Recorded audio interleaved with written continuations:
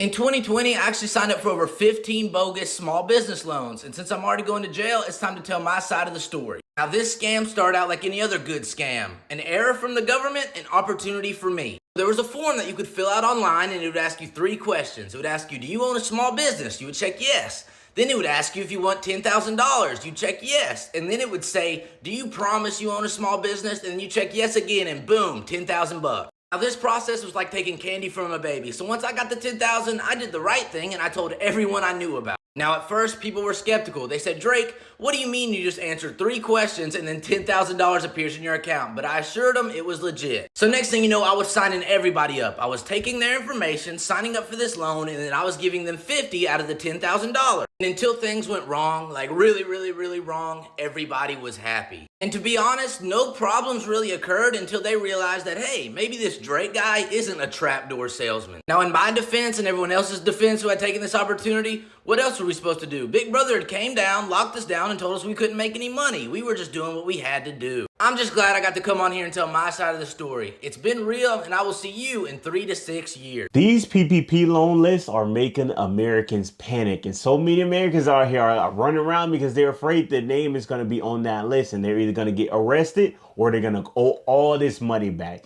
Check this out. It's going to blow your mind. Story time about how I went to prison for getting a goddamn PPP loan.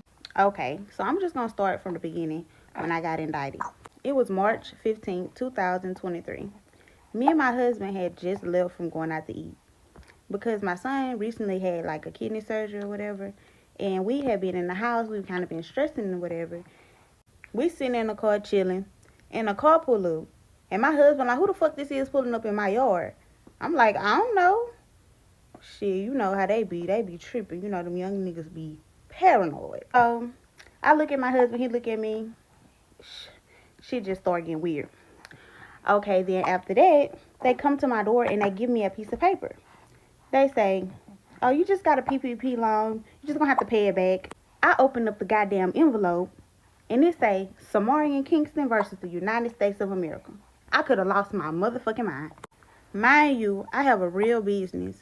I'm a hairstylist, so all I do is go to work and go to fuck home. So I'm like, what the fuck? That was literally like the worst day of my fucking life because I was so scared and I didn't know what to do. And then me, like, I always try to do the right thing and, like, you know, not get into any trouble, and I got in fucking trouble. And every fucking body did it. So I'm like, why the fuck I'm getting in trouble? You know, like, that shit had really pissed me off. So I ended up going to court and finding out that it's a whole fucking conspiracy case with 23 other people that I don't even fuck with.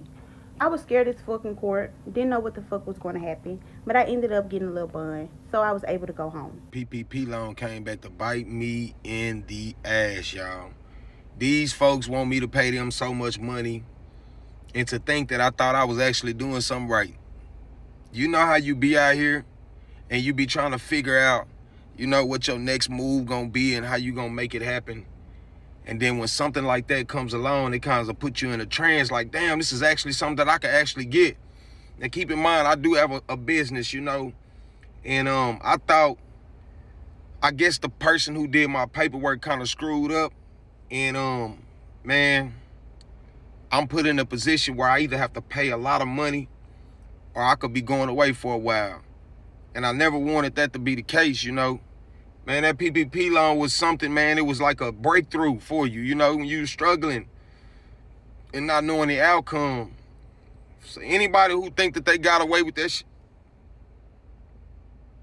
you didn't get away, man. We make terrible decisions, man, when the storm come. So when the sun come back out, we screwed, man. Y'all share this post. Follow me for updates. Listen, I remember when this whole thing came out during the pandemic and people were just all over it. Like, you just saw people just flashing all this money. Just, you know, you remember the little trend where you put all the money down your arm sleeve? Like, everybody was just flashing money. And guys, this whole culture has to die immediately. This is the weirdest culture to me I've ever seen. Everywhere. And it's honestly, let's be real, guys. It's within the black community. And all of us, they always talk about scamming, credit card, whether it's credit card scams, PPP loans or tax fraud or food stamp fraud. Like, it's always some kind of fraud. Why can't we just work and put in the work and just get it out the mud and just build something for ourselves? Honestly, like, and don't get me wrong, we all start from different points of life, all right? Everybody has their starting point. So whether you start from at the back, all the way at the back, or all the way at the front, we all have the same finish line. And it's the same. It's very unfortunate because some people really start with absolutely nothing and have to build nothing. And I understand how it can be very, very hard. But at the same time, do not resort to try to skip and take shortcuts to financial freedom or financial wealth, because it always comes right behind to mess you up in the end, guys. And for some reason, there's this big culture of credit. Like, you got to get nice credit. You got to get the best credit card. And, you know, if you get a high limit on this credit card, you'll be able to get this credit card. And then you just stack and stack. Building money, you're just building a deep hole for yourself. And all this credit, the culture, or whatever it is, guys. I literally watched a video of this guy teaching.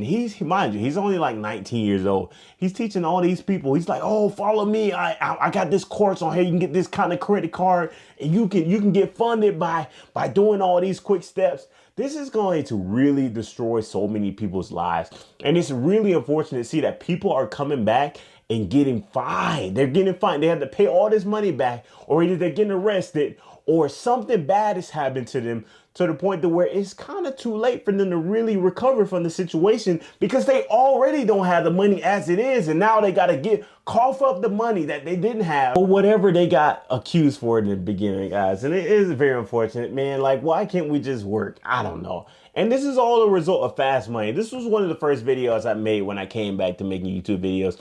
Fast money is truly destroying our generation. And honestly, nobody wants to build anything. Nobody wants to work. Everybody wants to make a lot of money, but nobody wants to truly put in the work every single day, constantly, consistently, and build something. Everybody wants it quick, just fast like that. Like, nobody wants to really sit down, put your mind to it, put your heart to it, really dedicate yourself to build something. Hey, everybody wants a nice cars. Everybody wants a nice house. Everybody wants to have $1 million in their bank account, and nobody, everybody wants to just get it fast. But hey, every time you get it fast, the quicker you get it, the faster it goes away. So it's very unfortunate. But listen, that's just one video. I got more that are going to blow your mind. Let's get to the rest of the video. Y'all be like, the PPP was a trick to get black people sent to jail. Baby, nobody told your ass to get that loan. Nobody told you. That was not a trick. Nobody told your ass to get that loan. You know you didn't have a business. Why would you get a business loan? It was not a trick. At some point, you have to be honest with yourself and say, I fucked up. I fucked up. I was just money hungry. I did too much. You're going to prison. Like, you're going to prison. Sorry, I don't wish prison on nobody, for real, honestly, unless you really did some fucked up shit. But like, hey, if they came and got you and they take your ass, you're just going. It wasn't a trick. You got a business loan, you know damn well you didn't have no business. You wish that wasn't you, huh? They coming for you motherfuckers. The funny thing is, y'all should have known that was a setup. They made it way too easy for you to get that money. They just asked, what was your name? Do you have a business? You said yes. Boom, $10,000. And you thought they wasn't gonna come get your ass? You better run, motherfucker. Better run. So here's the update on my federal sentencing. I was sentenced to 114 months. My charges were 1 count of wire fraud, 1 count of money laundering. The reason why I got such a high sentencing is because they decided to use intended loss in my case. And when they used the intended loss in my case, it took me from 14 points to 34 points. They added an additional 20 points. And the reason they did this is because a few people lied about the facts and the material matter of the case. However, I am doing my due diligence to make sure that sentence is overturned, because I have reviewed cases similar to mine, and the math ain't mathing. The monetary loss for my case isn't even over $800,000. The monetary loss directly related to the charges that I pled guilty to is only about $190,000. So 114 months, that sentence is very excessive and harsh. So I am doing my due diligence to do what I need to do to try to get that sentence reduced, because yeah, even the restitution amount in my case is like, compared to the time and cases similar to mine, ridiculous. But yeah, y'all wish me luck on this journey, and I will give updates. I'm starting a 30-day journey today.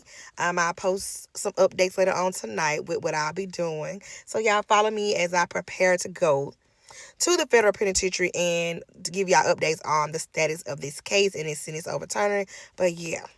And also me preparing, just follow me. What could you have possibly done to have this amount of money put on top of your, like, what could you possibly, how did you even get this amount of money? Like, oh my God, like, I don't, listen,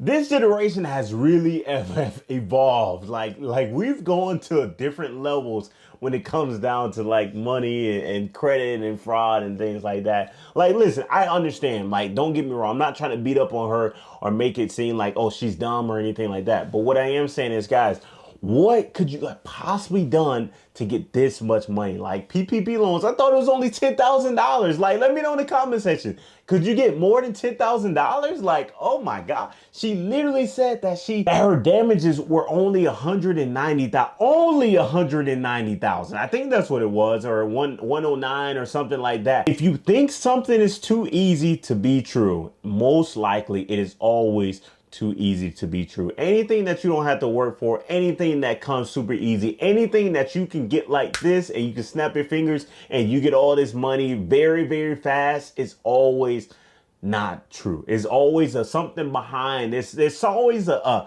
behind. There's always, like, you ever get a carrot? You ever seen somebody put a carrot on a stick and then they just pull it, they just yank it right there. You grab it, but then they yank it right back. And you always have to sit there and question, like, hey, what is the repercussion of what can really happen?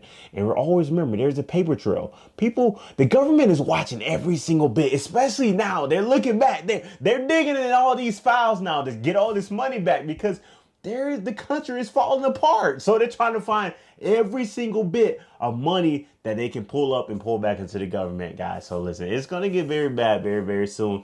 Layoffs are going to start happening. Listen, the economy is about to collapse. The country is about to collapse. These PPP loans, y'all gotta really, really, I'm done. I'm done beating up on y'all. If you enjoy great content like this, make sure you hit that like button, hit that subscribe button.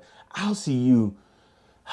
Do not get a PPP loan. I'm just gonna say it right there. Do not get any kind of free money. Do not get any kind of anything if it's not written within the U.S. Constitution or the tax plan or whatever you guys want to call it. I don't know. Don't get free handouts, free money, unless you really, really, really need it. All right.